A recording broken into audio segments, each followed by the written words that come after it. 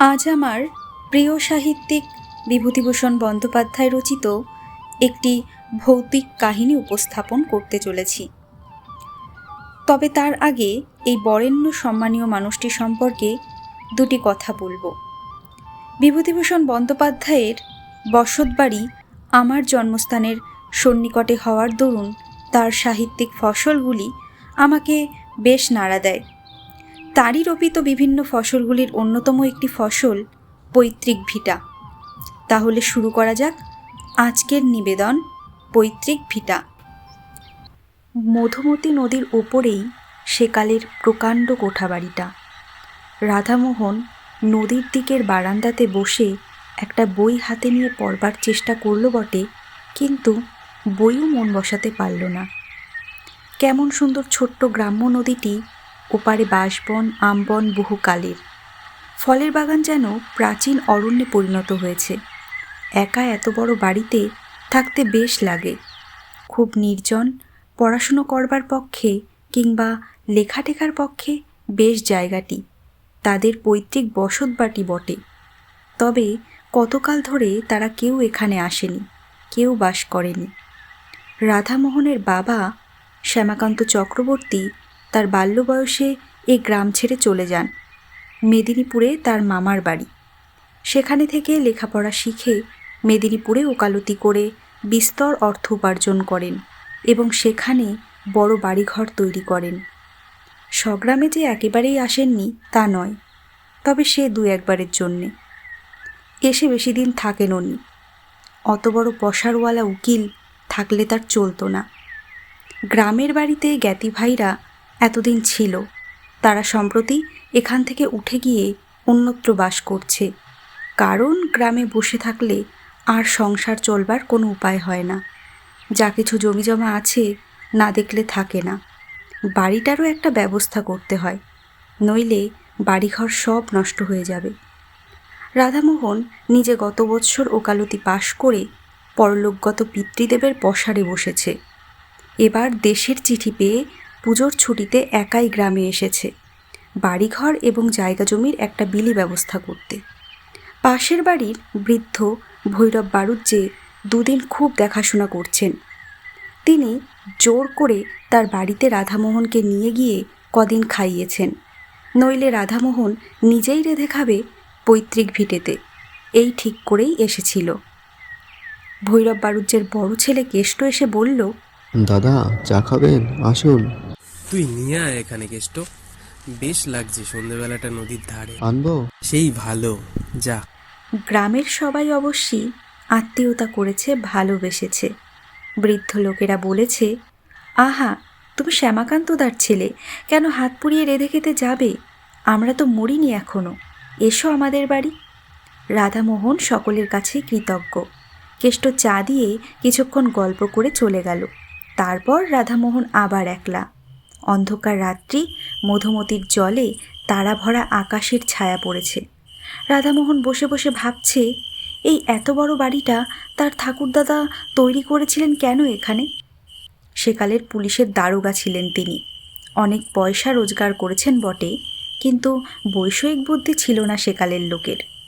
এই বন জঙ্গলে ভরা গ্রামে কেউ পয়সা খরচ করে বাড়ি করে? কি কাজে আসছে এখন? আচ্ছা, স্বর্গের কলওয়ালারা বাড়িটা নেয়, তাহলে পুরনো ইটের দরে বাড়িটা বিক্রি করা যায়। খুট করে কিসের শব্দ শোনা গেল।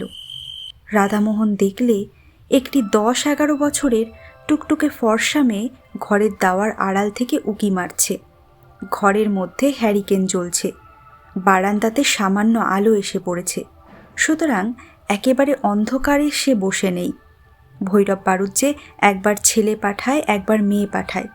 লোকটা খুব যত্ন করছে বটে। ও বললে, কি খুকি, ভাত হয়েছে বুঝি? একটু পরে মেয়েটি সংকোচের সঙ্গে বাইরে এসে দাঁড়ায়। রাধামোহন বললে, তোমার নাম কি? লক্ষ্মী। বাহ, তোমার নামটা তো বেশ। আচ্ছা, তুমি পড়ো? আচ্ছা, তুমি গান জানো? তবে তো মুশকিল দেখছি। বিয়ের বাজারে তুমি যে বিপদে পড়বে। আর রান্নাটা? বালিকা ঘাড় নেড়ে জানায় সে জানে।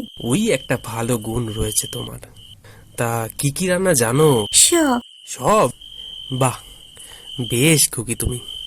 আচ্ছা তাহলে বসো। বালিকা সলজ্জভাবে ঘাড় নেড়ে বললে, না, বসবো না। কেন, কাজ আছে? না। তবে বসো। না, আমি যাই, তুমি খেয়ে এসো। যাচ্ছি। ভাত হয়েছে? তোমার খুব খিদে পেয়েছে না? যাও, খেয়ে এসো। রাধামোহন কি একটা বলতে গিয়ে পেছন ফিরে দেখল খুকি কখন চলে গিয়েছে। সে একটু পরে বাড়ুজ্যে বাড়ি খেতে গেল। ভৈরব বাড়ুজ্যে বললেন, এসো বাবাজি এসো, রান্নাও হয়ে এলো প্রায়। হ্যাঁ, আপনার মেয়ে ডাকতে গিয়েছিল যে। খাওয়া দাওয়া করে রাধামোহন চলে এলো। একা নির্জন বাড়িতে তার বেশ লাগে। তার পূজ্যপাদ পিতৃপুরুষেরা যেন অদৃশ্য চরণে এখানে বিচরণ করেন। এই বাড়িতে তার পিতামহ বাল্যকালে খেলে বেরিয়েছেন। তার পিতামহী নববধূরূপে প্রথম এসে দুধে আলতায় পা রেখে দাঁড়িয়েছিলেন এই বাড়ির প্রাঙ্গণে। আজ তারা বিদেশে গিয়ে বড় বাড়ি ফেদে বাস করছে, দেশকে ভুলেছে। গভীর রাত্রে ঘুমের ঘোরে সব পূর্বপুরুষেরা যেন এসে অনুযোগ করেন, কেন আমাদের ছেড়ে চলে গেলে, কি করেছিলাম আমরা। পরদিন সকালে উঠে সে নিজের জমি জমা নিয়ে ব্যস্ত রইল। সারাদিন কাটল সেভাবে। রাত্রে বারান্দাতে বসেছে। আবার সেই খুকিটি এসে দরজার আড়ালে দাঁড়ালো। প্রথমটা রাধামোহন টের পায়নি। বড় লাজুক মেয়ে, নিঃশব্দ চরণে কখন এসে যে দাঁড়ায়। রাধামোহন বললে, ও খুকি, ভাত হয়েছে নাকি? আজ দেরি হবে, মাংস রান্না হচ্ছে তোমার জন্যে। সত্যি? তবে তো আজ ফিস্টের ব্যবস্থা। ও, তুমি তো আবার ফিস্ট বুঝতে পারলে না। আরে ওই ভোজ যাকে বলে। কি বলো? খুকি হেসে চুপ করে রইল। বেশ মেয়েটি, বেশি কথা বলে না, শান্ত সলজ্জ ব্যবহার। রাধামোহন বললে, তা তোমার মামার বাড়ি কোথায় খুকি? ভুলে গিয়েছি। ভুলে গিয়েছি কি রকম? সেখানে যাও না? খুকি ঘাড় নেড়ে বললে, না। রাধামোহনের হাসি পেলে খুকির কথায়। বেশ নিঃসংকোচ ভাব ওর। খুকি আবার বললে, তুমি একা এসেছো কেন? রাধামোহন হাসতে হাসতে বললে, কেন বলো তো? বৌঝিদের নিয়ে এসো, এত বড় বাড়ি পড়ে আছে, আমোদ করুক। তোমার তাই ইচ্ছে হচ্ছে খুকি? খুব, আমি তো তাই চাই। কেন? গতকাল এ বাড়ি এমনই পড়ে আছে না, কেউ পিদিম দেয় না। এ কথাটা ওর মুখ থেকে শুনে রাধামোহনের আশ্চর্য লাগলো। এতটুকু মেয়ের মুখে এমন কথা, পাকা গিন্নির মতো। ও কৌতুকের সঙ্গে বললে, তোমার তাতে খারাপ লাগে নাকি খুকি? বাহ, লাগে না। তোমরা সবাই এসো, বাড়িতে শাক বাজুক, সন্ধ্যের পিদিম দেওয়া হোক। কথা শেষ করেই সে ব্যস্তভাবে বললে, তোমার খুব খিদে পেয়েছে না? বড্ড রাত হয়ে গেল। না না, এমন আর বেশি রাত কি? তোমার আবার সকালে খাওয়া অভ্যেস। তা তুমি কি করে জানলে খুকি? অস্ফুট হাসির সুর মাত্র শোনা গেল, কোনো উত্তর এলো না। একটু পরে মাথা দুলিয়ে দুলিয়ে খুকি বললে, ভালো লাগে, বড্ড ভালো লাগে। রাধামোহন ওর দিকে চেয়ে বললে, কি ভালো লাগে খুকি? এই তুমি আজ এসেছো, কেউ তো কখনো আসে নাই বাড়িতে। তুমি যাও, মাংস রান্না হয়ে গিয়েছে। হয়ে গিয়েছে? তা তুমি কি করে জানলে? খুকি হেসে বললে, আমি জানি যে, যাও তুমি। দাঁড়াও এখানে, আমি মুখটা ধুয়ে আসি, আমরা একসঙ্গে যাব। মুখ ধুয়ে এসে কিন্তু রাধামোহন খুকিকে আর দেখতে পেল না। চঞ্চল মন ছেলে মানুষের, আগেই চলে গিয়েছে। বেশ খুকিটি, কেমন পাকা পাকা কথা বললে, হাসতে হাসতে প্রাণ যায়। ভৈরব বাড়ুজ্যে ওকে দেখে বললে, এসো এসো বাবাজি, এই তোমায় ডাকতে পাঠাচ্ছিলাম। আজ একটু রাত বেশি হয়ে গেল, একটু মাংস না হলো আজ। বলি, রোজ রোজ ডাল ভাত ওরা খেতে পারে না। আমার বাড়ি আজ দুদিন খাচ্ছে, সে আমার ভাগ কি, নইলে ওদের অভাব কি। তাই আজ। না না, সে কি কথা? যা জুটবে তাই খাবো, পর ভাবেন নাকি কাকা? আমি তো বাড়ির ছেলে। পরদিনও আবার খুকি সন্ধ্যার সময় এসে হাজির। রাধামোহন বললে, এসো খুকি, তোমার কথাই ভাবছিলাম। খুকি হেসে বললে, আমার কথা? সত্যি তোমার কথা। খুকি ছেলে মানুষই ভাবে ঘাড় দুলিয়ে হেসে বললে, কেন আমি জানি। তুমি জানো?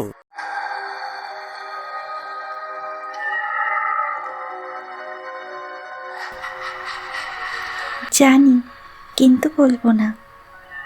রাধামোহন আজ খানিকটা সন্দেশ আনিয়ে রেখেছে খুকিকে দেবে বলে। অবশ্যই আনিয়েছিল হরিনন্দীর চাকর অমূল্যকে দিয়ে। ইসলামকাটের বাজার থেকে ইসলামকাটের সন্দেশ এ অঞ্চলে বিখ্যাত। অমূল্য দেখা যাচ্ছে গল্প করে বেরিয়েছে। রাধামোহন মনে মনে বিরক্ত হয়ে উঠল অমূল্যের উপর। খুকিকে হঠাৎ খুশি করে দেবে সন্দেশ হাতে দিয়ে ভেবেছিল, সেটা আর হলো কই। তবুও রাধামোহন বললে, না, তুমি জানো না খুকি। কি বলো তো? খুকি মৃদু মৃদু হেসে বললে, জানি আমি।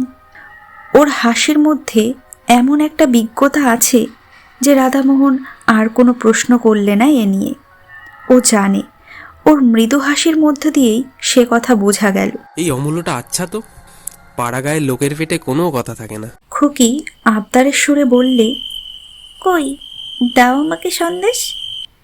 রাধামোহন ব্যস্ত হয়ে ওকে সন্দেশ দিতে গেল, কিন্তু ওকে আর সেখানে দেখা গেল না। চঞ্চলা বালিকা কখন হঠাৎ চলে গিয়েছে। ওর ধরন বড় আশ্চর্য রকমের। আহারের সময় ভৈরব বাড়ুজ্যের বাড়িতে ও সন্দেশটা নিয়েই গেল। বললে, খুকি বড় লাজুক, তখন চলে এলো। ওর জন্য একটি সন্দেশ নিয়ে এসেছিলাম। খোকি বুঝি তোমার কাছে গিয়েছিল? রোজই তো যায়, গপ্পসপ্প করে। তাই নাকি? হ্যাঁ, ও একটু লাজুক বটে, খুব ছেলে মানুষ তো। পরদিন সন্ধ্যায় খুকি আবার নির্দিষ্ট স্থানটিতে এসে দাঁড়ালো বারান্দাতে। রাধামোহন বললে, কাল অমন করে চলে গেলে কেন তুমি? আমি ভারী রাগ করেছিলাম কিন্তু। খুকি হেসে চুপ করে রইল। খেয়েছিলে সন্দেশ? বাড়ি যখন তুমি বললে ওই তো আমার খাওয়া হয়ে তুমি গেল। এসেছো, আমার কত ভালো লাগছে। বাড়িতে পিদিম জ্বলছে, একা একা ভালো লাগে। শহরে যাবে? চলো আমার সঙ্গে, চলো। আমার এখানেই ভালো। ওসব আমার ভালো লাগে বুঝি? বাহ, কত কি ছবি, কত খাবার দাবার। ওকে, আমার তাতে কি? তুমি আবার আসবে বলো? আসবো নিশ্চয়ই, কেন আসবো না। এতদিন তো আসোনি। ভিটেতে সন্ধ্যের সময় পিদিম জ্বলেনি তো। আচ্ছা, আসি আজ। তুমি তো মঙ্গলবারে যাবে। রাধামোহন একটু আশ্চর্য হলো। মঙ্গলবারে সে যাবে বলেছিল ভৈরব বাড়ুজ্যেকে। ভৈরব কাল আবার বাড়িতে গল্প করেছেন। তারপর দুদিন রাধামোহন বৈষয়িক কাজে অন্য গ্রামে গিয়ে রইল। সোমবার অনেক রাত্রে নৌকা যোগে স্বগ্রামে ফিরল বটে, কিন্তু ভৈরব বাড়ুজ্যের বাড়ির কারোর সঙ্গে অত রাত্রে আর দেখা করলে না। ঘরে চিড়ে ছিল, তাই খেয়ে রাত কাটালো। পরদিন সে যাবার জন্যে তৈরি হচ্ছে। ভৈরব এসে বললেন, বাবাজি, কাল কত রাত্রে এলে? খেলে কোথায়? আমাদের ডাকা তোমার উচিত ছিল। তুমি তো ঘরের ছেলে, এত লজ্জা করো কেন? ছি। আপনার খুকিটিকে একবার ডেকে দিন না। একটু পরে একটি 8 বছরের কালো মতো মেয়ের হাত ধরে ভৈরব বাড়ুজ্যে সেখানে নিয়ে এলেন। রাধামোহন বললে, এ খুকি তো নয়, ওর দিদি। এর দিদির তো বিয়ে হয়ে গিয়েছে, সে তো শ্বশুর বাড়ি আছে। তুমি তাকে দেখোনি? তবে আপনার বাড়ির অন্য কোনো মেয়ে? আমার বাড়িতে বাবাজি আর কোনো মেয়ে নেই, তবে অন্য মেয়ে। কিন্তু না, আমার কোনো মেয়ে পাড়ায় নেই ওই বয়সে। 2 গর্ত মুটে ব্রাহ্মণের বাস।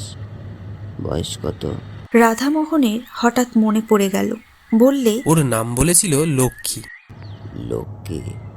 সে আবার কে? কই, ও নামের মেয়ে এই গ্রামেই নেই। তোমার শুনতে টুনতে ভুল হয়ে থাকতে পারে বাবাজি। শুনতে ভুল হতে পারে নামটা, কিন্তু সে খুকিটি কে সে তো আর ভুল হবে না। কই বাবাজি, বুঝতে তো পারলাম না।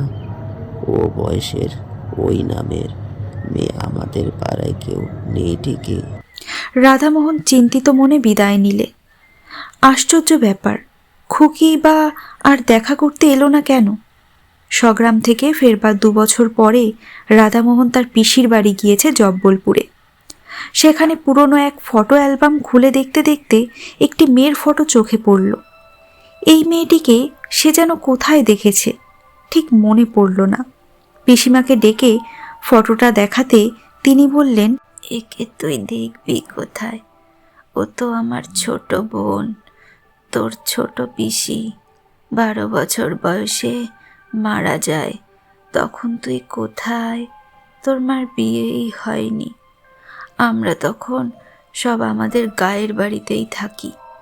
তারপর পিসিমা কতকটা যেন আপন মনেই বললেন, আহা, একটু একটু মনে হয় ওকে। বেশ দেখতে ছিল। সে আজ 40 বছরের কথা। তারপর তোর বাবাও দেশ ছেড়ে মেদিনীপুর চলে এলো। দেশের বাড়িতে যাওয়াই হয়নি।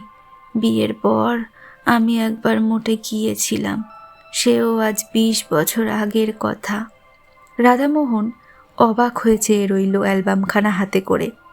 হঠাৎ মনে পড়াতে বললে, কি নাম ছিল ছোট পিসিমার? পিসিমা উত্তর দিলেন, লক্ষ্মী। আজকের গল্পটি শোনার পর যদি আপনাদের ভালো লাগে তাহলে অবশ্যই লাইক, কমেন্ট, শেয়ার এবং সাবস্ক্রাইব করে আমার পাশে থাকবেন। ধন্যবাদ।